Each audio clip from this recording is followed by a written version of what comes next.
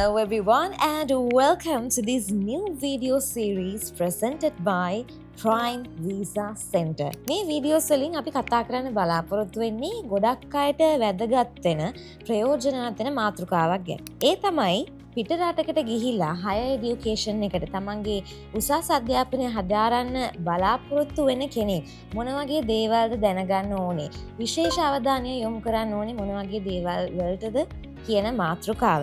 ඉතින් අපි දන්නවා දැන් පිටරටකට ගිහිලා higher education එකට පිටරටකට යනවා කිව්වහම ගොඩක් දෙනෙක්ගේ ඔළුවට එන්නේ හරිම complex, හරිම complicated, හරිම සංකීර්ණ process එකක්.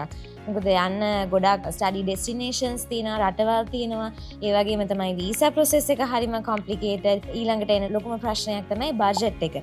ඉතින් මේ වගේ දේවල් හින්දා ඇත්තටම කොහෙන්ද අපි පටන් ගන්නෙ, කොහෙන්ද ඉවර කරන්නේ කියන දේ ගැන ගොඩක් අයට idea එකක් නැහැ. ඉතින් Prime Visa Center එකෙන් මේ කරන වීඩියෝ සීරීස් එකෙන් අපි බලාපොරොත්තු වෙන්නේ මෙන්න මේ සියලුම දේවල් ගැන සරලවම ඒ විස්තර ඔයගොල්ලන්ට කියලා දෙන එක. So we will try to break things down as much as we can to make things easier for all of you. Alright, so since we have a lot of areas to touch on, let's dive right into the video. මේ video එකෙන් අපි කතා කරන්න යන්නේ UK ගැන.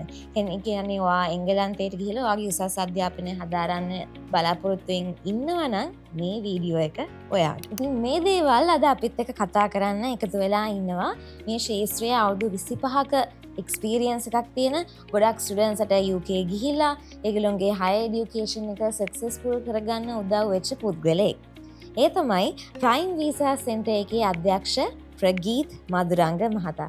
Hello Mr. Prageet, welcome to the video. Welcome to this show. මම ඉස්සෙල්ලම පටන් ගන්න කැමති වීඩියෝ එක මොනවද දැන් UK වල තියෙන study options. කවුරු හරි UK වලට යන්න බලාපොරොත්තුෙන් ඉන්නවා නම් ඒගොල්ලන්ට තියෙන choices මොනවද Mr. Prageet?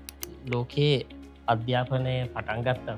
මූලික වශයෙන් පිටරට අධ්‍යාපනයක් කියන ගැන හිතවුවම මූලික වශයෙන්ම මතක් වෙන රටක් තමයි UK කියන්නේ. කියන්නේ ලංකාවේ ඉතිහාසය දැන් ගත්තොත් අපි කියන්නේ ඔක්ස්ෆර්ඩ් යුනිවර්සිටි එකෙන් ග්‍රැජුවේට් වුණා, නැත්නම් කේම්බ්‍රිජ් යුනිවර්සිටි එකෙන් ග්‍රැජුවේට් වුණා. එන්න ඒ වගේ අතීතයේ ඉඳලම මේ UK එකෙන් ඩෙස්ටිනේෂන් එකට සෑහෙන ප්‍රමුඛත්වයක් තියලා තියෙනවා. එතකොට මේ ඩෙස්ටිනේෂන් එකට අපි කියන ෆවුන්ඩේෂන් ලෙවල් එකේ ඉඳලා PhD ලෙවල් එක දක්වා ස්ටුඩන්ට්ස්ට ඉගෙන ගන්න යන්න පුළුවන්.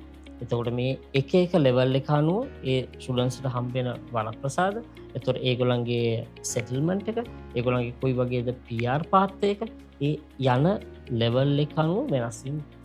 ඉතින් UK කියන ඩෙස්ටිනේෂන් එකේදී අපිට ලෝකයේ තියෙන ඕනෑම සබ්ජෙක්ට් ඒරියා එකක්, අපි හිතන ඕනෑම සබ්ජෙක්ට් ඒරියා එකක් ඉගෙන ගන්න අවස්ථාවක් තියෙන. ඒ වගේම ඒ පාඨමාලාවක්, ඒ උපාධියක්, එහෙම නැත්නම් පශ්චාත් උපාධියක්, එහෙම නැත්නම් PhD level එකක් ගන්න ඕනම කෙනෙක්ට ඉල්ලීමේ හැකියාවකුත් තියෙනවා.